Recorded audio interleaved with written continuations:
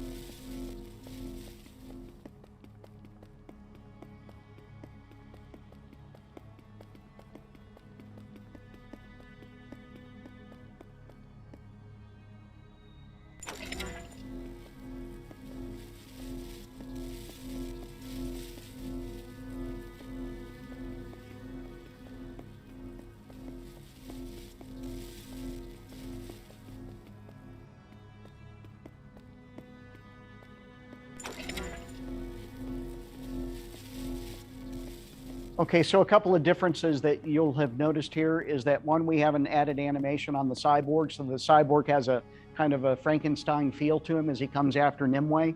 Obviously that pit is much bigger now. We have to navigate around it. We've alluded to the fact that we want to drop the cyborg into the pit in order to unlock the door with sparks that are on the keyboard there. And once that is satisfied, then Nimue can interact with the keyboard. Once she does that, we get a green light on the door. So we go from a red to a green light. So that's some of the efforts that we have in order to increase readability. We're going to continue to press into this with the lighting in the scenes and with the decals and the coloration of the scenes going ahead. So our second scene, Steamroller, a bit of feedback that we got on this one was, again, it's one of those readability issues. Not sure what we're supposed to be doing. If you look in the scene right now, this is, if I call this to the right here, this direction that Nimue is facing leads you directly to where the exit is. And it's pretty open, pretty clear. It is blocked off. You know, you have to kind of get around it. There's a set of stairs that you're going to go up. Those are going to collapse. And then it leads you to this idea that you need to go up to where those stairs were going. So that was a bit deceptive. And I think we had about 20 minutes of gameplay before somebody figured out that that's not what we intended for them to do. So I'll go ahead and start the gameplay on this to kind of refresh this, and you'll see the stairs that we're talking about. What we did going into the next iteration of this is we used a bit of blocking to block off this area with crates, which kind of directed the player to go around the left side of this pit area. And once we had that, oh yeah, I love the skating too. Please pay attention to Ambrose. He's not doing much of that anymore. But we know that we have to go around the left side of where the steam is, and that kind of directs us towards this steamroller that Nimue is going to use to get through the environment.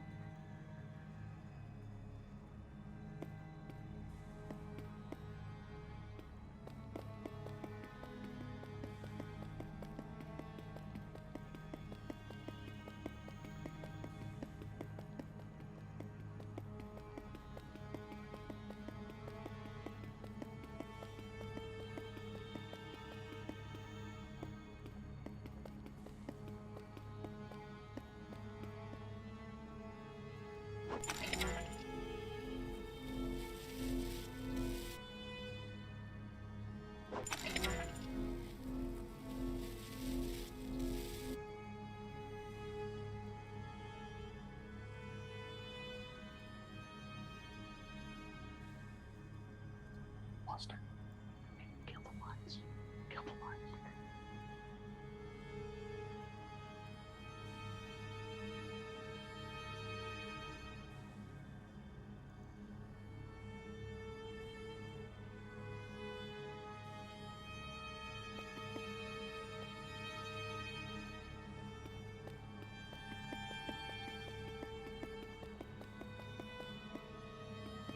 Okay, and so a couple of things that you may have noticed in that scene is as we're going through the boxes, there's not any sound there. As we break through the fence, there's not any sound there.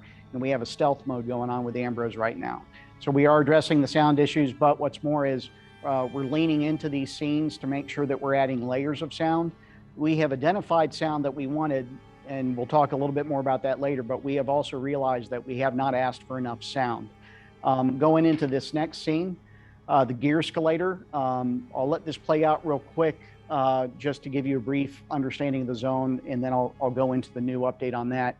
We've actually applied the sound a little bit better.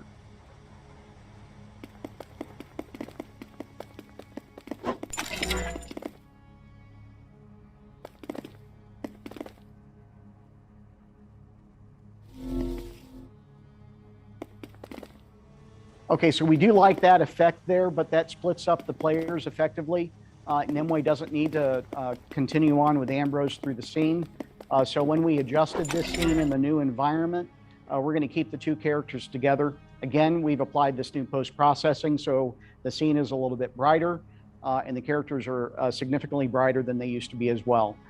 Just a note here about the textures for the characters. We will rework those to kind of lean into this stylization that we have in the environment without having the negative effects of the post-processing effect on them.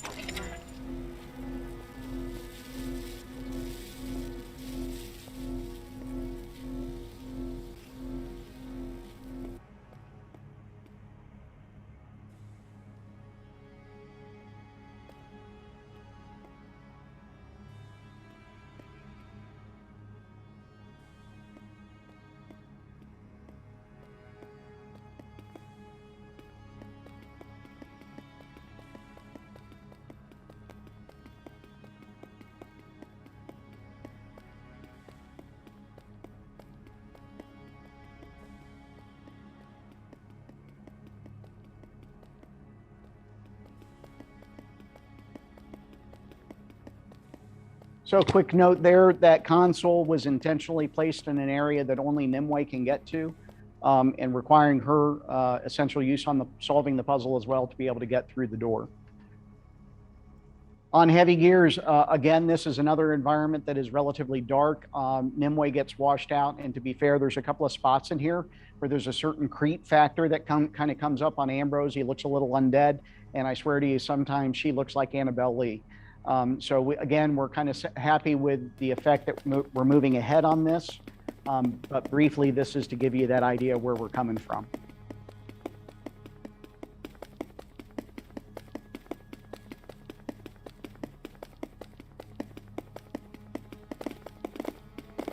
Okay, and the scene as it is now.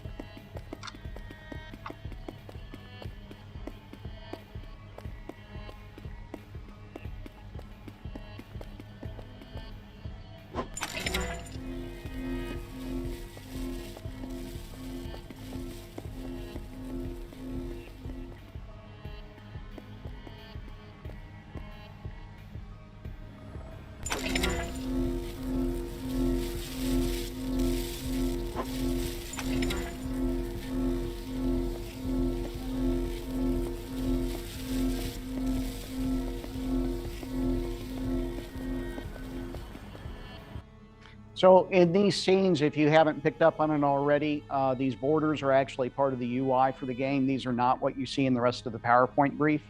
Obviously, we've listened to the cues about where the icons were at, and we're adjusting those locations now, and we have art assets to come on those.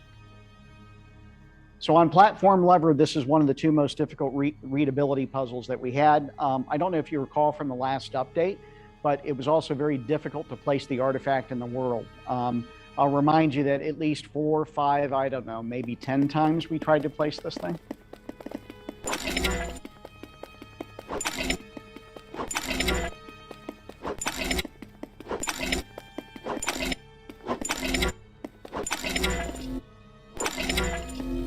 So among the fixes that we've been working on over the last month timeframe has been to work on the snap point system so that we can get a clear deposit of where that artifact is going to go.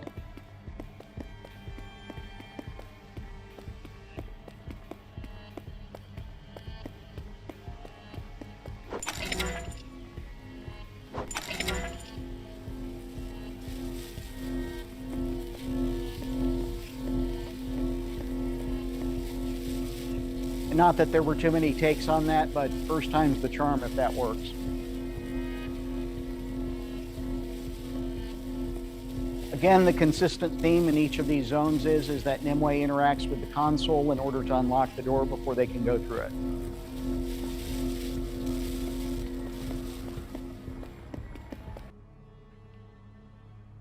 Okay, quick pull. This is a revisit of Mind the Gap that we had there at the beginning. So we have yet another cyborg that we have to drop into a pit. The logic behind it is that there's a set of gears that are not moving until we solve a short in the system. We're still working through the perfect knowledge of that. But again, this is another scene that we had a bit of darkness going on, and we wanted to clear that up. So here's a revisit of that.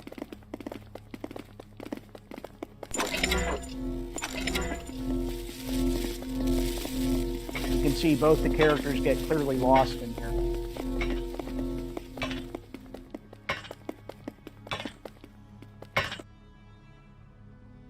And the scene as it is now.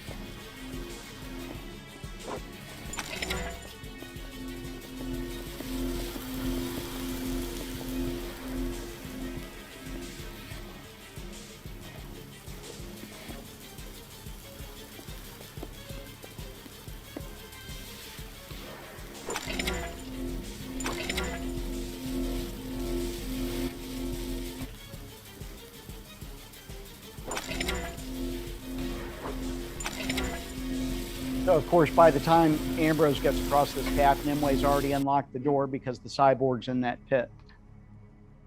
So sufficient leverage is the other more difficult of the puzzles that we have to express to the players. Again, this is sort of that physics leverage puzzle.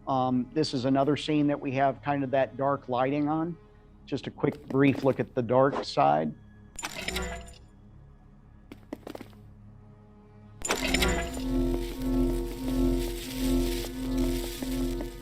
And the scene as it is now.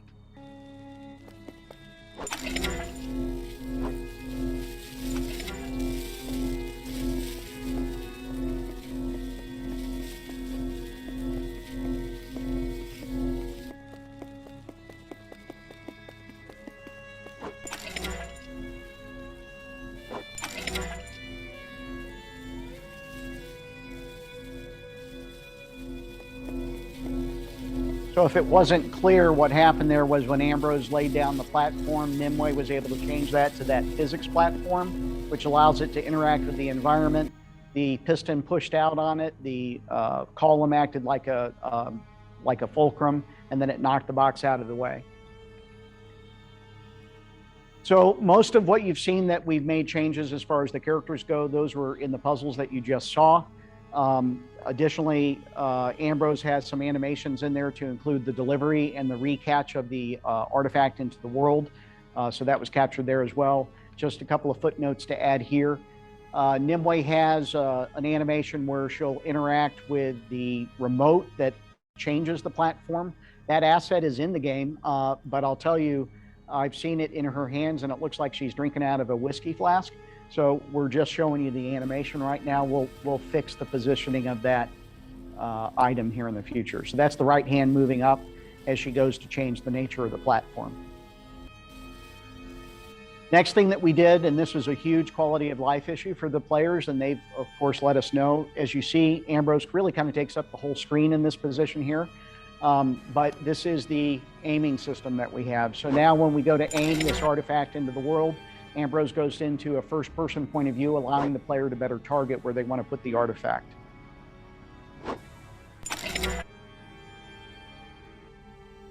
And the third system that we have now is the collection system. So from the very beginning, we wanted to be able to collect components that would be used to build the artifacts that then Nimue could give to Ambrose. And we now have that. So if you pay attention to that little sugar cube right up there, Ambrose is going to collect that a couple of times. Of course, you have to turn around to see that he has done that.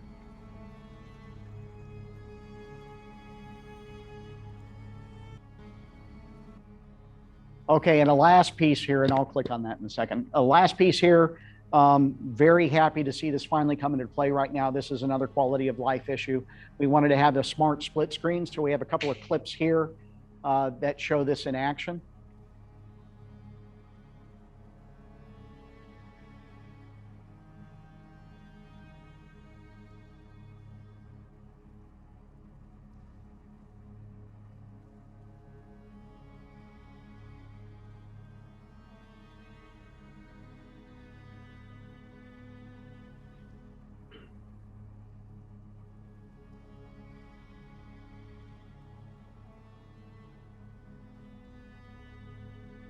So that one's been a long time coming. Now, a note about the platform that we have. Again, we have made some changes to it.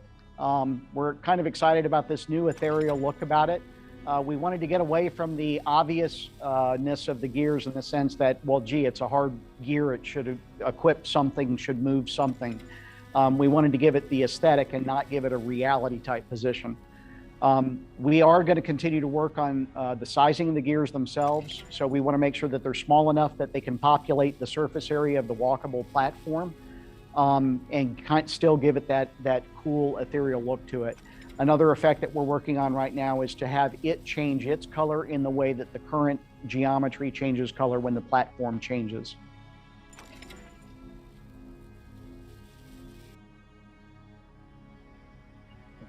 And on music and sound, on the music side, we're really excited to have had the opportunity to work with Mike Delgado.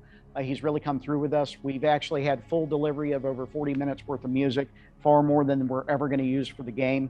It is partially implemented. We'll fully implement it over this next sprint.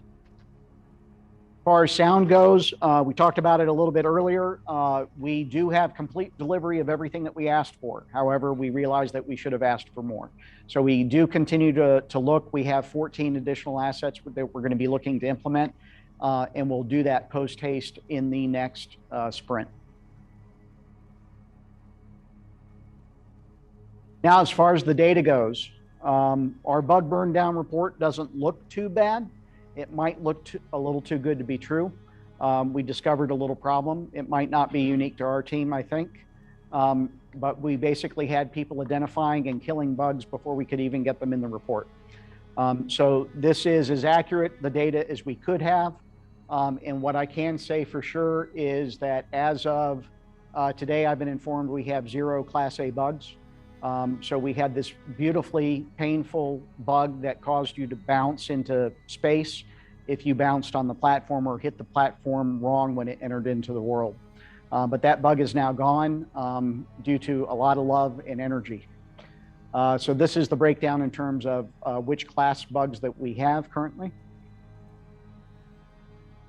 And then here's our scope cap. So our scope cap currently is at 90.79%. It's a little bit better than it was over the last update. And we have not had to cut anything from the game. And we're pretty confident at this point that we're not going to cut anything further from the game at this point. So we feel pretty good there. And that really kind of brings us to the end of where we're at right now. Our continued energies are going to be towards bug squashing, getting QA information from additional testers, and really putting a lot of polish on it. And we realize that a lot of that polish is not just a visual thing. It's going to be breathing life into this with the sound that we have. So just one quick thing here before we go. As always, we like to leave you with a piece of candy.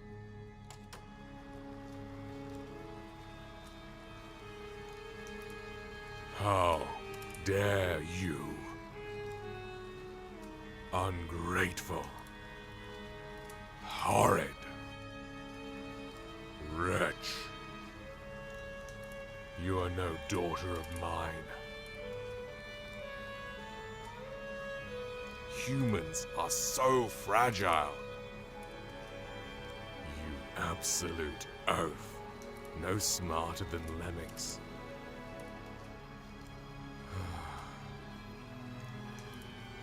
Leave now, Nimue, and take your mutt with you.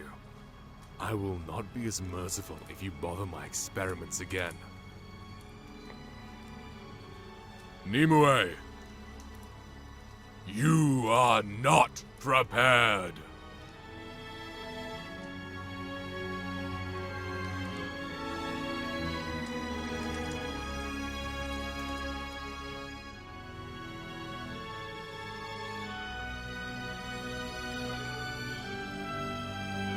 And that is our 2nd June update. So thank you very much for your time.